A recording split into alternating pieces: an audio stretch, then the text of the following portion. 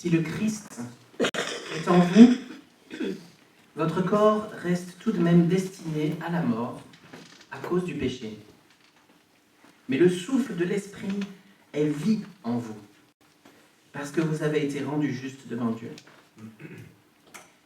Si l'Esprit de celui qui a ressuscité Jésus d'entre les morts habite en vous, alors Dieu qui a ressuscité le Christ d'entre les morts donnera aussi la vie à vos corps mortels par son Esprit qui habite en vous. Ainsi donc, frères et sœurs, nous avons des obligations, mais non envers la faiblesse humaine, pour vivre selon sa logique. Car si vous vivez selon cette logique, vous allez mourir. Mais si là, par l'Esprit Saint, vous faites mourir le comportement de votre être égoïste, vous vivrez. Toutes les personnes qui sont conduites par l'Esprit de Dieu sont enfants de Dieu. Car l'Esprit que vous avez reçu n'est pas un esprit qui vous rend esclave et qui vous emplisse encore de peur. Mais c'est l'Esprit Saint qui fait de vous des enfants de Dieu et qui nous permet de crier « Abba, Père ». L'Esprit de Dieu atteste lui-même à notre esprit que nous sommes enfants de Dieu. Nous sommes ses enfants et donc nous sommes aussi ses héritiers. Oui, héritiers de Dieu, héritiers avec le Christ. Car si nous souffrons avec lui, nous serons aussi avec lui dans la gloire. De même, l'Esprit Saint aussi nous vient en aide. Parce que nous sommes faibles. En effet, nous ne savons pas prier comme il faut. Mais l'Esprit lui-même prie Dieu en notre faveur, avec des gémissements qu'aucune parole n'est capable d'exprimer. Et Dieu, qui voit dans les cœurs, comprend ce que l'Esprit Saint veut demander. Car l'Esprit prie en faveur des croyants, comme Dieu le désire. Amen. Est-ce que vous avez déjà... Vous connaissez bien l'histoire de Moïse, bien sûr. Ceux qui ont grandi dans l'Église l'ont entendu un certain nombre de fois. Quand on est enfant, on entend souvent l'histoire de Moïse. Vous avez peut-être vu des films. Pour les plus anciens, avec Charlton Heston. Pour les plus récents, des animations Disney. Et encore plus récents, il doit y avoir sûrement. L'Égypte, ça commence déjà à dater, finalement. Je trouve toujours intéressant de... En fait, on se compare, et on a bien raison, au peuple. On s'imagine... on s'approprie leur expérience et on s'imagine d'être dans la même situation qu'eux. Et c'est normal parce qu'il y a des choses qui leur arrivent qui sont une pédagogie pour nous apprendre des choses sur notre vie spirituelle. Mais des fois, c'est intéressant de se placer en fonction des différents personnages, d'essayer de voir l'histoire de leur point de vue. Et je ne sais pas si vous avez déjà essayé de voir l'histoire du point de vue de Moïse, mais quand même, ça ne devait pas être facile. Vous imaginez tout ce que Moïse a vécu, tout ce qu'il y avait sur son cœur, ce poids de vouloir libérer ce peuple-là, toute cette confrontation avec Pharaon, lui, Moïse, qui ne se sentait pas apte à venir parler devant lui. Et vous imaginez qu'il entraîne tout ce peuple derrière lui, il faut imaginer ça. Je ne sais pas s'il a douté ou pas à un moment, mais quand même, il amène tout ce peuple face à la mer Rouge, avec les chars de Pharaon derrière, quand même, il y a un peu de pression, quoi. Et puis là, extraordinaire, Dieu ouvre la mer en deux, ils traversent, ils arrivent de l'autre côté, la mer se referme, ils sont sauvés. Incroyable. Qu'est-ce qui se passe après? Le peuple râle. Le peuple veut retourner en Égypte. Il se dit, quand on était en Égypte, on avait des concombres à manger. Et oui, évidemment, ils n'ont plus de la manne, ils n'ont plus que du pain à manger, alors ils en ont marre au bout d'un moment, quoi. Mais ils râlent. En fait, c'est fou la rapidité à laquelle ils oublient qu'il n'y a pas si longtemps que ça, ils étaient véritablement en esclavage. Et même, ça leur laisse un petit goût de... quelque part, c'était plus facile. Quelque part, c'était plus facile d'être en esclavage. Ils perdent de vue complètement la vision, le projet de Dieu pour eux, qui est de les amener en terre promise. Les amener dans un pays où ils seront libres, où ils pourront cultiver, tout ça, ils oublient, ils ne le voient pas en fait. Il y a quelque chose, c'est un peu comme si c'était des moutons. Autrefois, ils étaient des moutons qui étaient sous la direction d'un berger très dur avec eux, qui les faisait beaucoup bosser et qui ne prenait pas soin d'eux. Bon, ils ont été libérés, Mais finalement, une fois qu'ils sont dans le désert, c'est encore des moutons et ils ne comprennent pas bien ce qu'ils font là en fait. Il n'y a que le berger, il n'y a que Dieu qui sait où il va les emmener. Et puis Moïse, à qui Dieu a donné cette charge. Mais mettez-vous à la place de Moïse. Moïse dit, quand même les mecs, on vient de vivre tout ça, et vous, le veau d'or, quoi. Sérieux. C'est comme ça semble complètement fou. Nous, on lit ça sur 3 pages. Ce qui est fou, c'est que ça parle de nous aussi, mais on va y revenir. Mais je me mets à la place de Moïse, c'est quand même incroyable. Et Dieu va donner plein de trucs au peuple. Il va leur donner la loi, il va leur donner, bien sûr, il leur donne Moïse, Moïse qui va prendre leur parti, Moïse qui va négocier auprès de Dieu. Parce qu'après l'histoire du veau d'or, Dieu il dit, Dieu avant ça, il avait dit, je ferai un tabernacle, un endroit où vous pourrez aller pour être en contact avec moi. Bon, après le veau d'or, Dieu il dit, je ne sais pas bien si on va faire ça. Et Moïse monte plusieurs fois sur la montagne pour négocier avec Dieu et dire, mais si, c'est ton peuple, vas-y, reviens. Et donc Dieu dit, ok, il y aura le tabernacle, mais il sera à l'extérieur du camp, mais il sera là. Et il redonne des tables de la loi. Et puis il y a Moïse qui est toujours là pour guider. Et puis il y a la colonne de feu. Il y a toutes ces choses-là qui sont là pour leur montrer. Il y a la manne tous les matins, imaginez, c'est un miracle quand même. Et malgré tout ça, ils perdent de vue la réalité de ce qu'ils sont en train de vivre et ils râlent de bout en bout. Ils pêchent, ils s'éloignent de Dieu. À chaque fois qu'il y a une épreuve, en fait, ils saisissent l'occasion de faire ce qui va leur faire du mal et de pas faire confiance à Dieu. Dans le livre dans l'Épître aux Romains, Paul, il fait un parallèle plusieurs fois avec le fait que nous sommes, nous, dans un nouvel exode. L'Égypte, là où on était esclave, c'est esclave du péché. Dans le sens où on n'a pas le choix de le faire ou de ne pas le faire, même on ne s'en rend même pas compte, et qui nous conduit à la mort. Comme des moutons, sous une direction d'un berger qui est mauvais pour nous. Et puis, Jésus, c'est celui qui ouvre la mer en deux. Pour ouvrir la mer en deux, il faut qu'il meure. C'est avec son corps qu'il ouvre, c'est avec sa vie qu'il ouvre la mer en deux, pour que nous puissions être libérés. Et nous arrivons ensuite dans le désert. Qu'est-ce qui se passe? Qu'est-ce qu'il va y avoir de différent entre nous et ce peuple?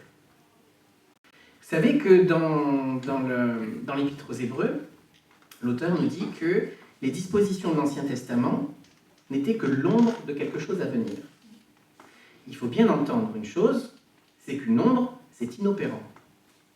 Avec l'ombre d'une théière, je ne peux même pas vous servir un petit thé. Je ne peux vous servir aucun thé. L'ombre n'est pas opérante, elle ne peut rien faire. Elle ne fait qu'annoncer quelque chose. L'ombre de la théière vous dit qu'il y a une théière pas loin. Alors vous allez chercher la théière pour pouvoir vous servir un thé. Et bien là, c'est pareil. Ces dispositions de l'Ancien Testament, le don de la loi, Moïse qui leur parle, les colonnes de feu, la manne, toutes ces choses-là, le tabernacle, toutes ces choses-là étaient là pour porter leur foi, mais la réalité de ce qui pouvait être vécu, c'était seulement leur foi. Mais elles parlent de quelque chose qui devait venir. Et ce quelque chose, c'est le Saint-Esprit. Le Saint-Esprit, c'est celui qui, dans la Nouvelle Alliance, est la loi dans notre cœur, la présence de Dieu dans notre cœur, notre nourriture spirituelle, notre prophète, notre guide, comme la nuée chaque jour. Le Saint-Esprit, il vient dans notre cœur pour réaliser ça. Et pour que ça soit possible, il fallait que Jésus nous justifie pour que le Saint-Esprit puisse venir habiter en nous. Et là, aujourd'hui, dans le texte d'aujourd'hui, Paul, il dit, mais oui, nous sommes justifiés, nous sommes pardonnés, on est réconciliés avec Dieu, c'est super. Mais ça ne s'arrête pas là. Parce que comme les Israélites dans le désert, on est nous aussi destinés, notre corps aussi est toujours destiné à la mort. Il est toujours destiné à la mort, notre corps, il est toujours faible. Il est toujours dans la difficulté par rapport à la capacité de faire le bien, de faire ce qui est juste. Notre corps est tout de même destiné à la mort, mais le souffle de l'esprit est vie en nous. Qu'est-ce que ça veut dire? Le souffle de l'esprit est vie en nous, ça veut dire que c'est pas comme une marionnette, c'est pas comme si l'esprit nous animait comme une marionnette. Souvenez-vous, l'esprit de Dieu, c'est avec ça que Dieu crée. C'est avec ça que Dieu fait la création. C'est grâce à l'esprit de Dieu, c'est par l'esprit de Dieu que Dieu fait l'homme. Et qu'il en fait un être vivant avec son esprit à lui. Eh bien, l'esprit de Dieu rend notre esprit à nous vivant, c'est-à-dire sensible à l'existence de Dieu et capable de changer, capable d'être en connexion avec Dieu, capable de se laisser transformer, il y a une vie nouvelle, une nouvelle création qui commence en nous. C'est ce qu'on appelle la régénération. Le Saint-Esprit provoque la régénération en nous. Jésus a acquis ça à la croix, mais c'est pas juste, on n'est pas juste sauvé de nos péchés, puis après on fait ce qu'on peut en attendant qu'il revienne. Non, déjà maintenant, le Saint-Esprit, son job, et nous on est focalisé par les dons de l'Esprit. Alors est-ce qu'il faut parler en langue? Est-ce qu'il faut avoir des prophéties? Est-ce qu'il faut vivre des trucs extraordinaires? Ce sont des choses qui existent et il faut se poser des questions là-dessus. Il faut comprendre que ça n'est qu'un corollaire. Ça n'est qu'un corollaire. La vraie raison pour laquelle le Saint-Esprit nous est donné, c'est pour qu'on n'erre pas dans le désert toute notre vie. C'est pour qu'il y ait une véritable transformation, qu'il y ait quelque chose de différent qui se fasse. Et c'est une assurance. Pourquoi il parle du sceau du Saint-Esprit? Pourquoi? C'est dans Éphésiens 1, 13, 14. Quand le Saint-Esprit nous est donné comme un sceau, le sceau c'est l'appartenance, mais c'est aussi l'assurance. C'est scellé. Il y a quelque chose de nouveau qui est en train de grandir en nous, qui nous rapproche de Dieu. Et bien que notre être extérieur se détériore, comme dit Paul, notre intérieur est vivifié. Elle nous apprend à connaître la loi et à aimer la loi, pas seulement. Parce que ce que Paul transmet de ce qu'il a reçu de Jésus, c'est pas une nouvelle philosophie, quelque chose avec des bons principes et qu'on va essayer de mettre en place. Sinon, on n'a rien de différent de n'importe quelle autre philosophie, finalement. Ce qu'il est en train d'enseigner, c'est que si on fait confiance à Jésus, Jésus, c'est lui qui nous transforme. Et quand il nous transforme, il nous donne chaque jour de comprendre un peu plus la loi de Dieu, de l'aimer un peu plus, d'avoir plus envie de la mettre en pratique. C'est une progression qui se fait dans toute la vie, qui se fait de manière plus ou moins douce et agréable, ou difficile parfois, dans le combat aussi. Mais le job du Saint-Esprit, un job pour lequel il ne faillira pas, c'est de nous transformer et de nous amener jusqu'au bout. Philippiens 1,6, car j'ai l'assurance que celui qui a commencé cette bonne œuvre l'amènera jusqu'à son accomplissement au jour de Jésus-Christ. Il y a une nouvelle création qui grandit en nous. Malgré moi, quelque part, un petit peu. Parce que en moi, il reste, et Paul est très clair là-dessus, il reste cette faiblesse égoïste. La seule raison qui fait que j'entre dans cette nouvelle création, c'est la réponse de la foi. C'est la seule réponse, parce que je n'ai rien à donner, je n'ai rien à offrir, pas plus que n'importe qui d'autre dans la Bible. La seule raison, c'est la confiance. La confiance en Dieu, la foi, c'est ça qui nous fait entrer là-dedans. Mais quand même, Paul, il n'est pas fataliste. Moi, dans ma vie, j'ai toujours été un petit peu fataliste, dans le sens de, Dieu fait ce qu'il peut avec moi, et moi, j'essaye de ramer comme possible, mais on verra bien ce qui se passe, quoi. Paul ne veut pas qu'on soit dans l'attentisme. Et il nous dit, nous avons des obligations. Mais ces obligations-là, et c'est intéressant qu'il commence par ça, ces obligations-là, elles ne sont pas envers, comment il dit ça exactement? Nous avons des obligations, mais non pas envers la faiblesse humaine pour vivre selon sa logique. Et ensuite, il parle de faites mourir le comportement de votre être égoïste. Est-ce que vous avez déjà pensé à votre entre guillemets, combat contre le mal qui est à l'intérieur de vous en termes d'obligation? Est-ce que vous vous êtes déjà dit, j'ai pas envie de pécher, mais en fait je suis un peu obligé, donc je vais y aller? On ne pense pas comme ça, enfin je crois pas, hein. Je ne sais pas vous, mais moi j'ai jamais pensé comme ça. Qu'est-ce que décrit Paul là avec ce mot un petit peu choquant d'obligation? Il est en train de parler d'esclavage. Il est en train de parler de quelque chose de l'ordre de l'esclavage. J'avais pris, je pense que c'est la semaine dernière ou la semaine d'avant, je ne sais plus, l'image de l'alcoolique. C'était la semaine d'avant. De la manière dont les alcooliques gèrent le parcours, quel est le parcours de délivrance pour un alcoolique, et qu'il y a quand même des proximités entre la lutte contre l'addiction et la lutte contre le péché. Il y a des choses qu'on peut reprendre là-dedans, et d'ailleurs tout le parcours de libération des alcooliques en fait est construit sur une vision du monde chrétienne. même si ça laisse la liberté à chacun d'avoir sa vision du monde, mais les principes qui sont dedans sont tirés de la vie chrétienne. Pour un alcoolique, bien sûr, il faut commencer par prendre conscience du problème. C'est la première chose, on est bien d'accord.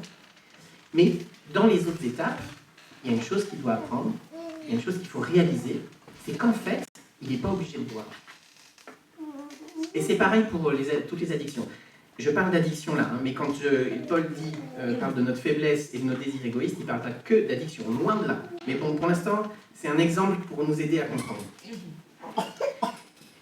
Une addiction, on a l'impression qu'on n'a pas le choix en fait. Quelque part, qu'on est obligé. Qu'est-ce qui va se passer si je ne le fais pas? Quelqu'un qui considère vraiment d'arrêter, parce que dire demain j'arrête, c'est facile, mais quelqu'un qui considère vraiment d'arrêter, qui se dit je vais vraiment tout jeter, je vais tout faire pour m'empêcher de consommer pendant tant de temps. Et bien là, s'ouvre un gouffre devant lui, une peur profonde. Qu'est-ce qui va se passer quand je ne vais pas le faire? Les gens qui sont addicts, ils ne sont pas tellement addicts à un produit. Ils sont addicts à ne plus ressentir ce qu'ils ressentent quand ils ne le prennent pas. Quelqu'un qui est alcoolique, il ressent quelque chose, et ce quelque chose-là, il ne sait pas le gérer. Il ne sait tellement pas le gérer que c'est de l'ordre de la phobie. Et donc, pour éviter d'avoir à regarder ça en face, eh bien, il boit. Il ne faut pas juger durement les gens qui sont addicts à quoi que ce soit, parce que l'addiction, c'est une maladie. L'addiction, c'est une maladie. Et le pire dans tout ça, j'en parle souvent avec mon frère qui donc maintenant est médecin en addictologie, il me dit qu'il dit à ses patients, et donc là on parle de la plupart de ses patients, c'est héroïne, cocaïne, un peu plus lourd quand même. Mais il dit à ses patients, si vous luttez contre l'envie, c'est perdu d'avance. C'est pas la manière de réussir. Lutter contre l'envie, c'est perdu d'avance. Vous n'allez pas gagner. Vous allez peut-être gagner 1 minute, peut-être 1 heure. Mais si vous voulez construire une vie de sobriété, c'est pas la lutte contre l'envie qui va marcher, qui va fonctionner, qui va vous libérer. C'est de remplacer tout ça. C'est d'aller vers quelque chose de positif. C'est d'anticiper les endroits où on pourrait avoir envie, toutes les situations qui pourraient nous donner envie. D'ailleurs, c'est pour ça qu'à la Sainte-Seine, on met plus de vin. Parce que pour quelqu'un qui a été alcoolique, boire 1 cm3 de vin, ça pourrait le remettre en route. Donc, pour quelqu'un qui est addict, c'est d'anticiper et de remplir sa vie. De remplir sa vie de relations, de remplir sa vie d'aide, de soutien aux autres, d'activités, de choses qui vont le détourner de son chemin habituel et aussi qui vont le nourrir face à son problème pour qu'il puisse faire face à cette chose-là différemment avec des choses qui lui font du bien. C'est un long parcours. Hein. C'est un très long parcours. C'est très difficile. Mais vous voyez le principe. Eh bien, je pense que pour nous, dans la lutte contre le péché, il y a quelque chose de similaire. C'est que déjà, c'est pas obligé. Si vous avez l'habitude de mentir, on a parlé du mensonge ce matin. En vrai, c'est pas obligé. Je me souviens une fois, il y a assez longtemps, je devais avoir 22-23 ans, je travaillais dans un magasin de fruits et légumes, j'ai fait ça pendant 6 mois. Et je m'entendais assez bien avec mon chef, on n'était que 2 dans ce magasin, c'était un petit magasin sur Lyon. Et il avait des bons principes. Tous les trucs qu'on était censés jeter à la poubelle, on les mettait de côté. Il y a des familles qui venaient les récupérer en douce. Il fallait qu'on fasse ça en cachette parce que là, on se faisait virer. Voilà, mais c'est lui qui organisait ça. Moi, je risquais pas grand-chose, je vous avoue. Mais il y avait quand même des bons principes. Mais il y avait un truc complètement fou, c'est qu'il n'arrêtait pas de mentir à sa copine. Et pas pour des trucs... voilà. Je sais plus quels étaient les détails. Hein. C'était pas une histoire de tromperie, c'était beaucoup plus simple que ça. Mais il avait fait un truc, il pensait que ça plairait pas à sa copine, et il m'en parle, et il me dit, je vais lui dire plutôt ça, pour pas lui dire la vérité. Quoi. Je dis, bah, c'est bizarre, tu pourrais juste lui dire la vérité, quoi. Voilà, ça va aller, quoi. Et on discute de ça, il dit, ah ouais, peut-être, t'as raison, tout ça. Il revient le lendemain, il avait menti. C'est pas possible, quoi. Mais le truc, c'est que, quelle que soit notre faiblesse, il y a quelque chose en nous qui fait que c'est un peu comme si on se sentait obligé, quoi. Peut-être parce que c'est une habitude, mais je crois que c'est un peu plus fort que ça. C'est comme si on se sentait une obligation, comme si on était un petit peu encore en servitude. Et pour lutter, le premier truc à comprendre, c'est qu'en fait, c'est pas obligé. Le truc auquel vous êtes attaché, le truc qui est plus fort que vous, parce que, alors, on peut parler des addictions, mais il y a plein d'autres trucs. Je sais pas, la colère, dites-moi des trucs là, quoi vous pensez? Pas des vôtres, ceux des autres. Je sais pas à quoi on peut penser. Le mensonge, on a déjà dit. Pardon? L'impatience, la convoitise, acheter sur Internet. Il y a des gens qui sont acheteurs compulsifs parce que quand ils vont pas bien, ils réalisent qu'en fait, ils se mettent à acheter des trucs. Donc ça arrive. Il y a plein de choses comme ça. Je ne sais pas à quoi vous pensez pour vous, mais je suis sûr que tout le monde pense à un truc. Et bien, tous ces trucs-là, en fait, c'est pas obligé. Nous, on se sent un peu piégés. On se dit, purée, oh, mais en vrai, qu'est-ce qui va se passer si je le fais pas? Qu'est-ce qui va se passer si je le fais pas? Je vais me retrouver face à un vide, en vrai. C'est ça que j'arrive pas à conscientiser. Mais en réalité, je vais me retrouver face à un vide. Mais ce vide-là, il faut l'affronter avec Jésus. Mais ça demande d'être adulte. Parce que, vous savez, dans les pièces de théâtre, je pense de la période de la Renaissance, il y avait un truc qui arrivait à la fin pour dénouer la situation qu'on appelle le Deus ex machina. C'est-à-dire le Dieu qu'on fait arriver d'en haut et qui va régler toute la situation, et enfin ça se résout. Et un truc où les participants en fait n'avaient aucune solution, puis d'un coup ça se résout de manière magique. Le Deus ex machina, donc Dieu à partir de la machine, parce que la machine c'est ce qui amène l'acteur par-dessus. Des fois on s'attend un peu à ça. Et on espère que Dieu soit comme ça, ou comme le génie de la lampe, et qui va régler les problèmes à notre place. Dieu le fait parfois, dans sa grâce. Et même des fois sur des trucs qu'on n'a pas demandé.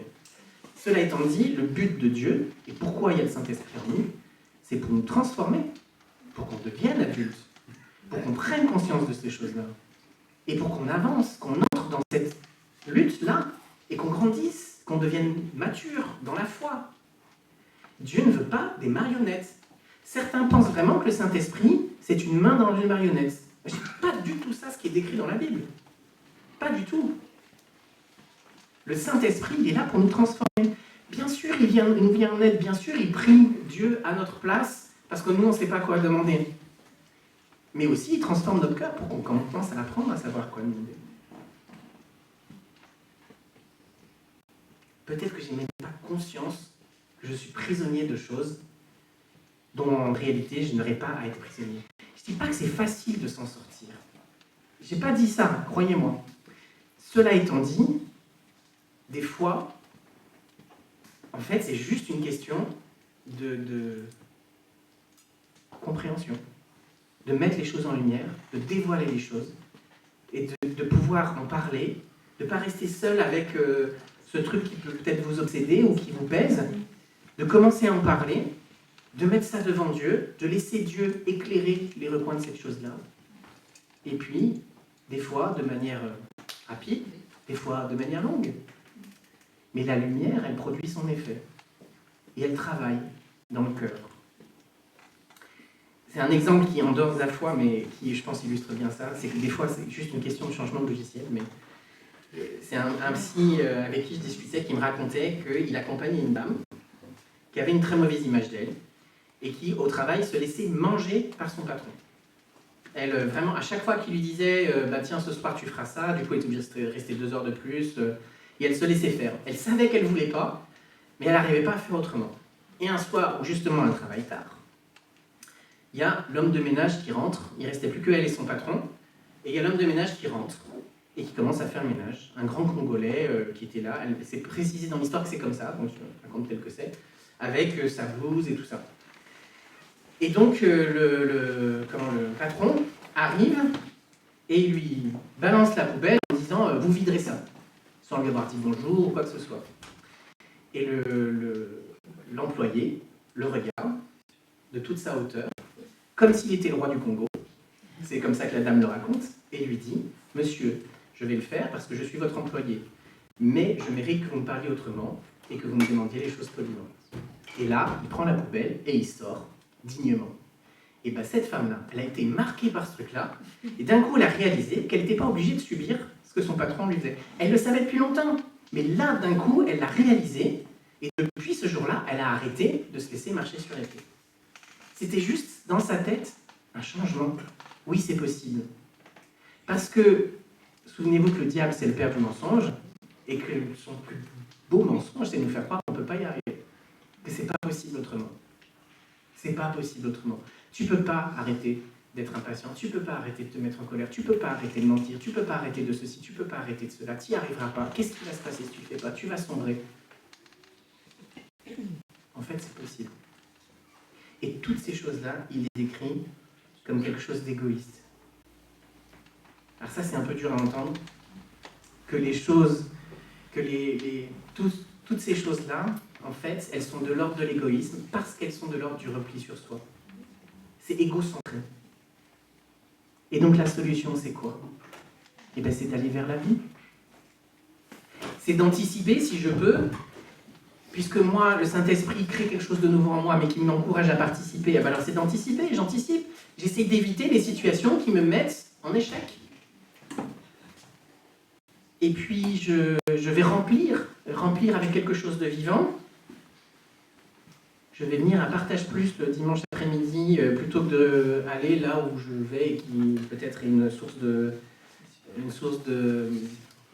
pierre d'achoppement pour moi, même si c'est pas à ce moment-là, mais juste le fait d'investir les relations, aussi d'investir la générosité. La générosité, elle nous sort de nous-mêmes. Elle fait que on entre sur un chemin. L'hospitalité aussi, c'est pareil. L'hospitalité, c'est difficile, accueillir quelqu'un chez soi. C'est difficile, ça nous prend du temps, ça nous demande de nous aménager, ça nous demande d'accepter une autre personne avec d'autres manières de faire. Même si c'est juste pour inviter des gens pour un repas. Ça demande un effort, on les fait rentrer chez nous. D'investir le relationnel, peut-être à travers les groupes de maison, mais aussi plein d'autres choses qui nous font entrer dans quelque chose de vivant, de positif, de quelque chose, un engagement social, je ne sais pas, vous voyez, Dieu nous a donné énormément de choses dans lesquelles on peut s'investir de manière positive pour que ça porte du bon fruit dans notre vie. Eh bien, le meilleur moyen de nous participer, nous, on ne peut pas produire le fruit de l'esprit, c'est lui qui le fait, mais le meilleur moyen qu'on a, nous, de participer, c'est de nous investir pour la vie. Et s'il faut céder? Alors, déjà, les alcooliques anonymes, ils ont un parrain. Notre parrain, c'est le Saint-Esprit. Le Saint-Esprit est toujours là, toujours disponible. Jésus prie auprès du Père pour nous aussi. Donc là, en termes de soutien et d'aide, on a déjà un bon fondement. Là, on peut y aller tout le temps. Il est toujours là. Tu as besoin de moi? Viens, je suis là. Ouvre la porte, vas-y.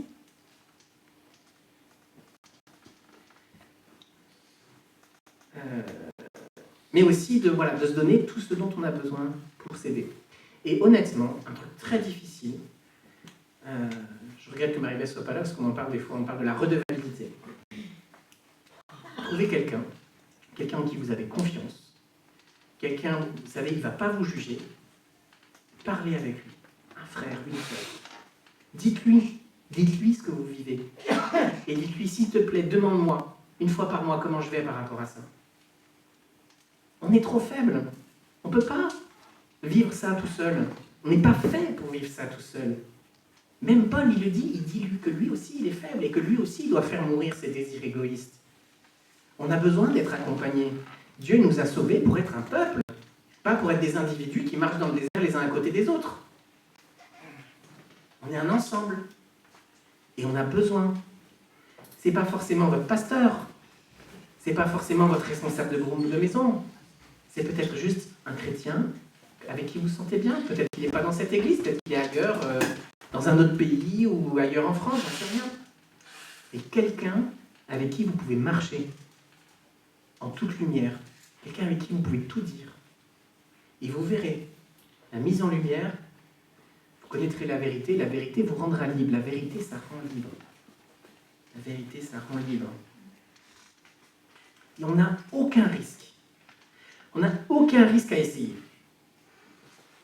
Je ne sais pas à quoi vous pensez. Peut-être que ça vous fiche la trouille. Mais vous n'avez aucun risque à essayer. Qu'est-ce qui va se passer si je ne le fais pas? Qu'est-ce qui va se passer si je ne le fais pas? Mais en fait, je peux tout simplement combler avec d'autres choses. Avant, anticiper. Et si jamais, j'ai pas eu le temps, si jamais j'ai pas suffisamment rempli d'autres choses, le début c'est un peu dur, ça fiche la trouille, mais essayez. sais pas si vous connaissez cette petite histoire. Je l'ai racontée à quelqu'un il n'y a pas longtemps. C'est ce qu'on appelle une illustration d'un parcours de vie, disons. Quelqu'un qui arrive au boulot tous les matins, et tous les matins, il se rend compte qu'il est blessé. Il dit, mais qu'est-ce qui se passe? Qu'est-ce qui se passe entre chez moi et le boulot pour que j'arrive au boulot blessé? Qu'est-ce qui s'est passé? Et il ne sait pas, et il ne comprend pas. Et tous les jours, c'est comme ça. Et un jour, en fait, sur le chemin du boulot, il se voit au fond d'un trou. Et il réalise que sur le chemin du boulot, il y a un trou, un immense trou au milieu de la route, et que tous les jours, il tombe dedans. Il n'avait jamais réalisé qu'il tombait dedans. Mais là, d'un coup, il voit qu'il est dedans. Alors il sort, il va au boulot, alors il est quand même blessé. Mais il a vu qu'il y avait un trou. Et puis, les fois d'après, il arrive encore au boulot, mais il n'a pas réalisé qu'il était tombé dans un trou. Bon, il pense un peu plus. Du coup, il se rend plus conscient du trou. Donc du coup, un jour, il se voit tomber dans le trou. C'est la première fois qu'il se voit tomber dans le trou. Ça n'empêche pas de tomber les fois d'après. Mais maintenant, il se voit tomber dans le trou. Et bien un jour, cet homme, non seulement il fait le tour du trou, mais il finit par trouver un autre chemin, un chemin où il n'y a pas de trou, pour aller au boulot. Et je pense que ça, c'est un principe fondamental qui est vrai dans la création de Dieu, qui existe pour n'importe quel être humain peut faire ce chemin-là, accompagné de quelqu'un, mais qui est encore plus fort et plus vrai pour nous aussi. C'est un principe créationnel qui existe dans la création, dont nous pouvons nous servir. C'est que dans notre vie de foi, dans notre croissance, il y a des choses à découvrir, des choses dont on n'est pas conscience. Mais si on fait l'effort, bien sûr, ça fait... Le gars qui arrive au boulot en étant blessé, mais sans savoir, il n'a pas vécu la peur de tomber dans le trou. Mais quand il se rend conscient de tout ça, il va vivre pendant un temps la peur de tomber dans le trou. Et ce que ça représente de... Mais au bout d'un moment, derrière, qu'est-ce qu'il y a derrière? Derrière, il y a une vie de liberté. Ça vaut la peine, nous n'avons rien à perdre à nous engager sur ce chemin-là et à faire des efforts. Pourquoi? Parce que l'Esprit est en nous, il fait déjà une nouvelle création en nous. Tout est acquis, tout est là devant nous, prêt à se réaliser. C'est pas une question morale. C'est pas une question de faire bien ou pas bien, de qu'est-ce que les autres vont penser de moi si je fais comme ci ou si je fais comme ça. C'est une question de libération. C'est une question d'oxygène. C'est une question de vie libérée, de vie vécue pleinement en Dieu, parce que c'est ça que Dieu veut pour nous. Et c'est pour ça qu'il nous donne le Saint-Esprit. Pour travailler ce chemin-là.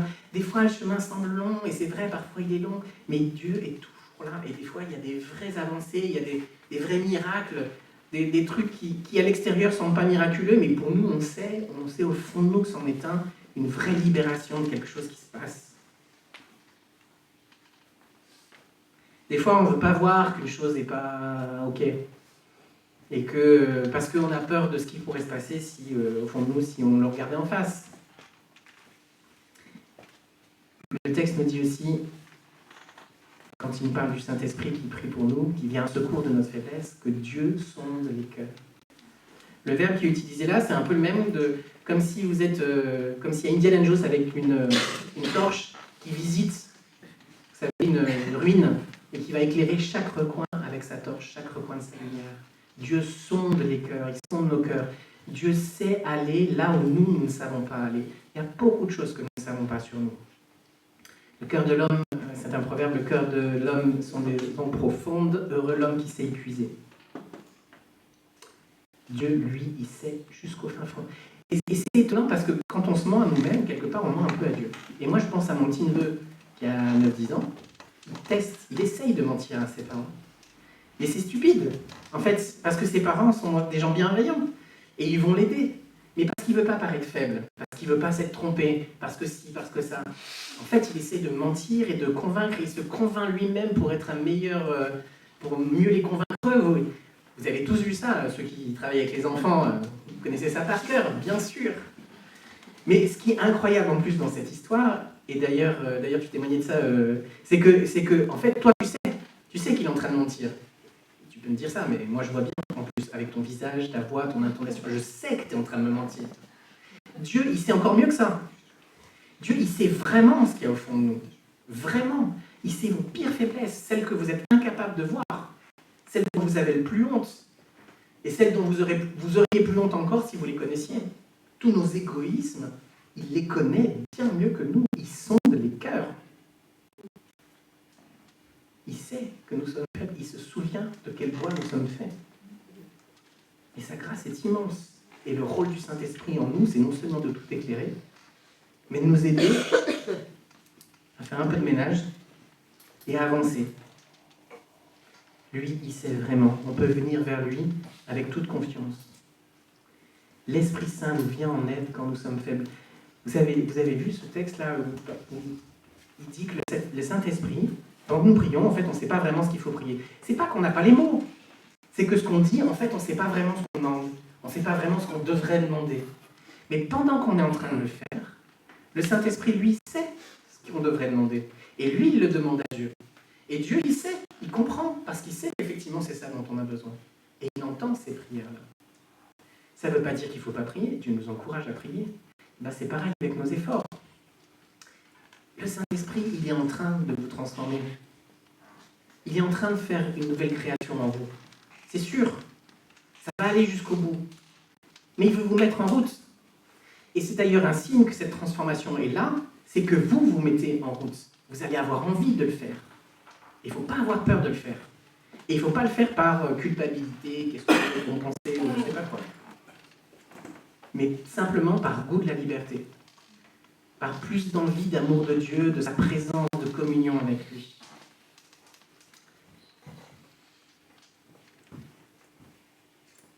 Il prie, il nous porte, le Saint-Esprit, il nous transforme. Et c'est peut-être lui qui nous invite, toi ou moi, à nous laisser transformer. Alors si tu l'entends t'appeler, si tu l'entends lui dire de te faire confiance, quel que soit le nombre d'années depuis lesquelles tu es chrétien, eh bien abandonne-toi à lui et fais-lui confiance. Amen.